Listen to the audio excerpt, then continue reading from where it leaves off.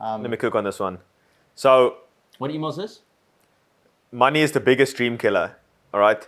So this is a pretty cool one. So contrary to popular belief, money won't make you free. In fact, it makes most men slow and docile. The moment the bank account looks good, they lose their edge. They start waking up an hour later. They get soft in the gym. They get comfortable with good enough. That's the danger of money. It domesticates the wild dog in you.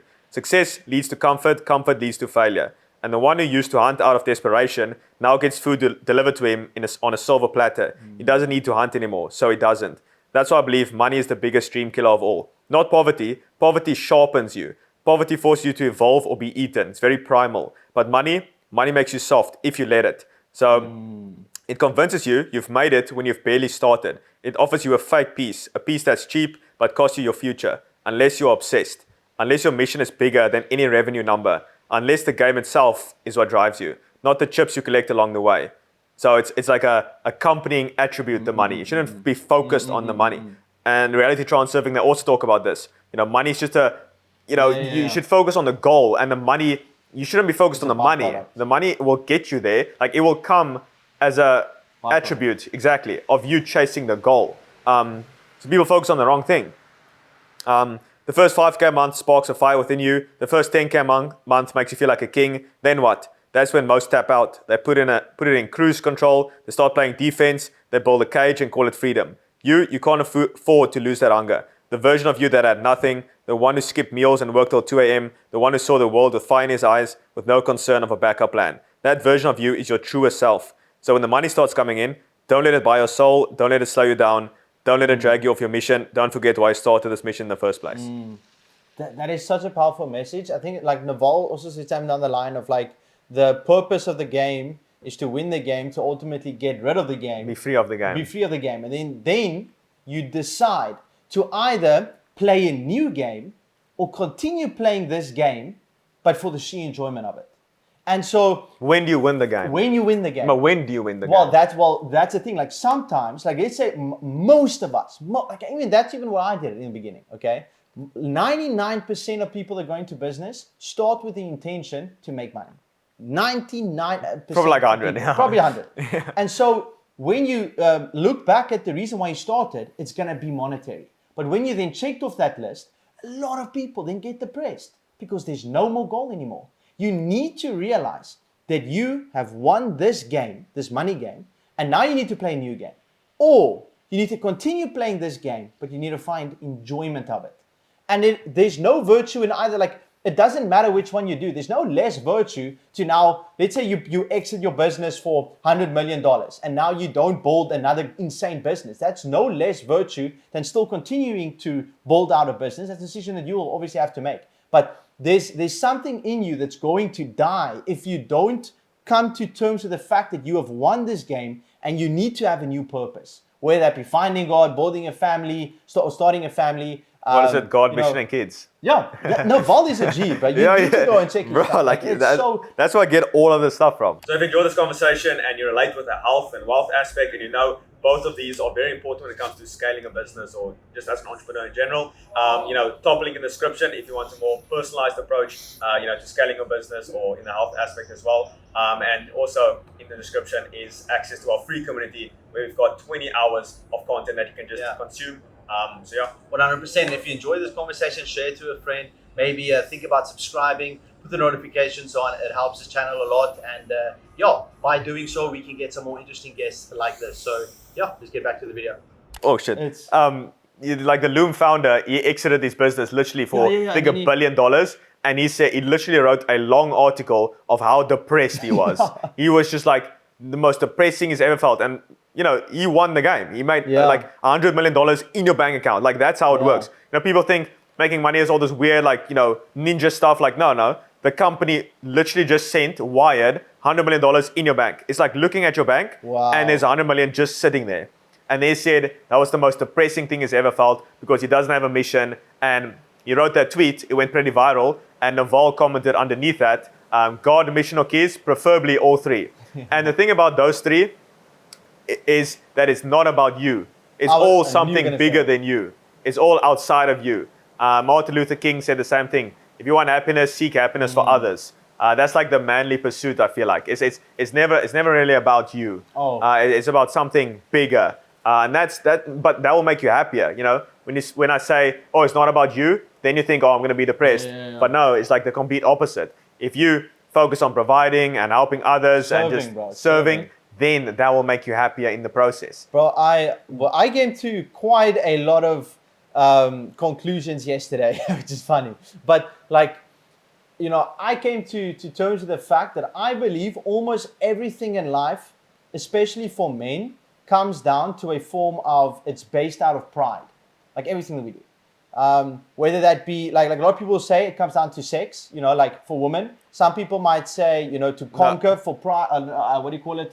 Fame, or not fame, what is it like? Four motivations. Yeah, what is? It's freedom, movement, freedom. It's the 4 M's from Tai Lopez. So movement, freedom, mating, romance, mastery, status, and then what's the other one?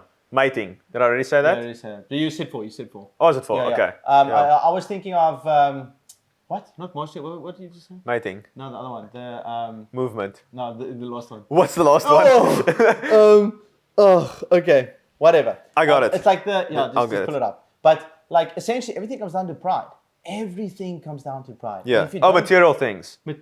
Mating, movement, freedom, mastery, status. I was thinking about status. Like I think the two main things, just looking at my own life, is I'll probably say status is a big thing for me, but obviously you have different levels of whatever motivates you. But I think everything comes down to pride. Everything. Because you want to, whether it be, if I look back at my own life, I wanted to achieve a certain thing to then demand respect from other people in a sense. You know, it's like, oh, okay, look, I got my life together. You know, I'm healthy. I've started a business. I'm young. I'm getting married. I'm religious now. Like, you know, I'm this ideal person. You know, and that comes down to pride. You know, it feels like you need to achieve these things to then conditional once again to then demand respect. But like, there's something in that I don't think is If you look at it from an evolutionary perspective, like Dr. David Bust, he wrote the Harvard textbook on evolutionary psychology, and he said everything comes down to mating, to women, essentially. If there was no woman on this planet, men would sleep on that one mattress on a single bed apartment and just do nothing, play video games. Like, you know, he said it all comes down to mating. But it's even for like. Okay, he's obviously. I mean, that's obviously From an evolutionary sense. perspective. Yeah. But it's like there's a video of Mike Thurston and Andrew Tate in the Bugatti, driving through Dubai, and then Andrew Tate was like, "All these buildings was built because men want women." that's the only reason. Because then he can say, "Oh, I built that building," and then he can find like a better wife or whatever. It's crazy. I was about where was I getting to this? Because we were speaking about. Selflessness doesn't mean, you know, thinking less of yourself, but it means thinking of yourself just less, you know, just thinking like less of yourself. Don't think too much about yourself. Not everything comes down to, you know, when you become the center of your life, that is when pride takes over. Also, you know, depression. Everything is about also you. depression. Depression. Like, so you constantly think about yourself and ruminate in your own mind, not thinking of others. That's where depression comes from. Bro, it's serving. I think that's why God gave us all these skills. That's why, you know, Andrew's good at certain things, I'm good at certain things, other people's good at certain things. And in a community, we're all supposed to serve each other.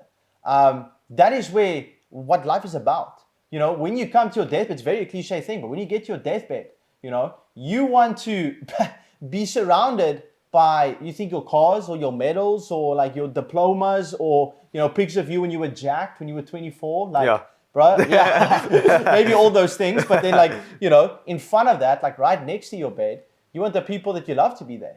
You know, that's what's actually meaningful. But we almost take it for granted because, like, we know these things. We know that's what life's all about. But yet we still, you know, sacrifice that in the present moment for financial gain, for all these things. And well, I think you can have all of it. You know, like the good life. That's why I preach that constantly. You can. It's the health, wealth, love, happiness, right? But I think it's the main core of what is your motivator behind doing all those things. Autonomy and freedom is actually my biggest one. Autonomy and freedom. Yeah, to do whatever I want, whenever I want, whatever. Yeah, it's that one. But you need to. It's like life is a juggle between 4 glass balls. You know. Honestly, I actually thought about this the other day. You can not have health, not have wealth, and not have love, and have happiness, and probably still win. But then you need to define what's win. No, it's like when you're happy. Oh, is that Yeah, like let's say this guy is like the happiest person on the planet, but he's unhealthy, he's broke, and he doesn't Yeah. have friends and family. But I mean, he still won probably.